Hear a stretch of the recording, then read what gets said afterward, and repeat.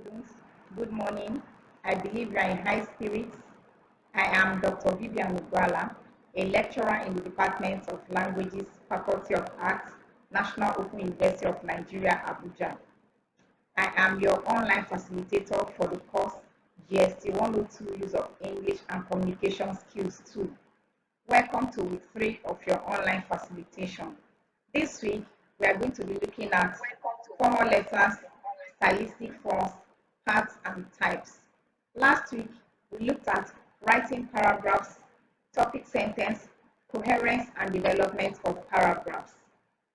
We learned that a paragraph is a piece of writing that is controlled by one central idea or theme. A paragraph has many sentences. Of these sentences, one is the topic sentence. The topic sentence has the main idea or theme of that paragraph.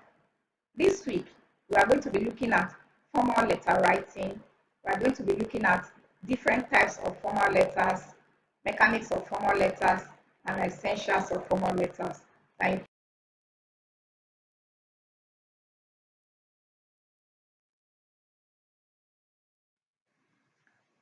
My email is bugala@noun.edu.ng.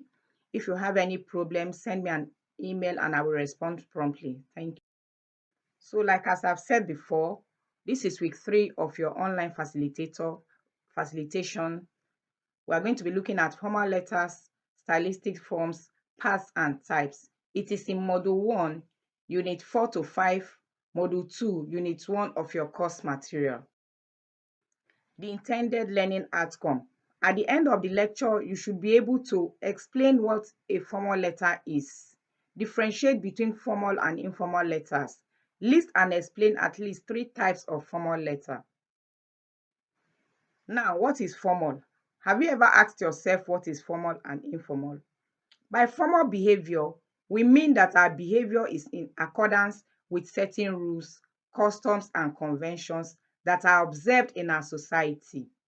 In the same way, there are occasions where we have to use formal communication, especially in the office. Activity 1.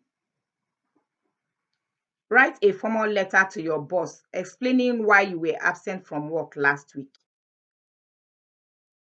When you write this, please send to my email so that I can go through and be sure that you know what a formal letter is. Essentials of a formal letter. Keep your letters as brief as possible. Remember that you are not the one reading your letter. You are sending your letter to somebody else and you don't know what the person's work schedule is. So try as much as possible to keep your letters as brief as possible. In fact, most formal letters are restricted to 1 or 2 main points. Most of them do not exceed 1 page of single line typing, and very few are longer than 2 pages. Your letters should be clear, precise, and complete. Make sure you arrange your points in a logical sequence. Your letters should always present the facts accurately because you may not be there to explain your facts to your reader. So write in a clear manner so that your reader will be able to understand whatever you are saying. The tone of your letter should always be courteous and considerate. Remember that when you sign your letter, you are responsible for what it says, and sometimes it may even be legally binding on you. So, informal letter, on the other hand, is any letter written to your close friends and relatives. The language is usually relaxed.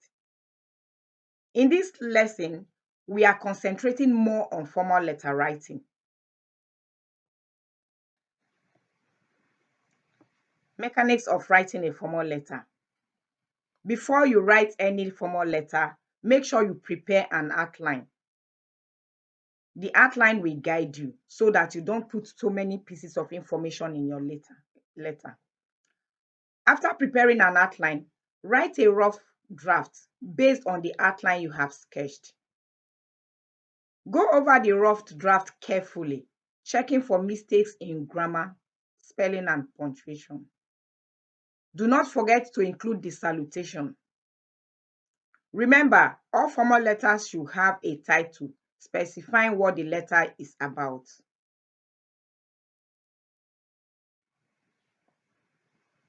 The date should go under your address.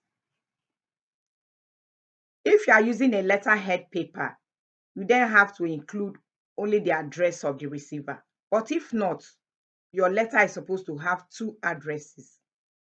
The complementary clause comes after the concluding part of the letter. When you finish writing, make sure you sign your letter before writing your name.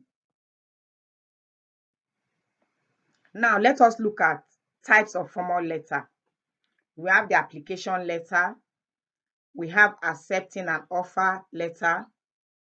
When you written a letter to maybe a company asking to be employed, and if you eventually get the letter that you've been employed, you have to write an acceptance letter. Then also, if you don't want to accept the offer, you have to write a declining letter. That is letter declining the offer. Then we have letters ordering goods. We have letters of complaint. We have reply to letters of complaint are called adjustment letters. We have letters giving instructions. We have letters of request. These types of formal letters are all explained clearly in your course material. So I expect you to go through your course material and read up these different types of formal letter. Activity 2. Write a letter of complaint to your study center director, informing him or her of your GST102 missing results. I pray you don't have any missing result, but this is just to test your knowledge of what we have discussed. Send your responses to my email, bugwala@noun.edu.ng. Thank you.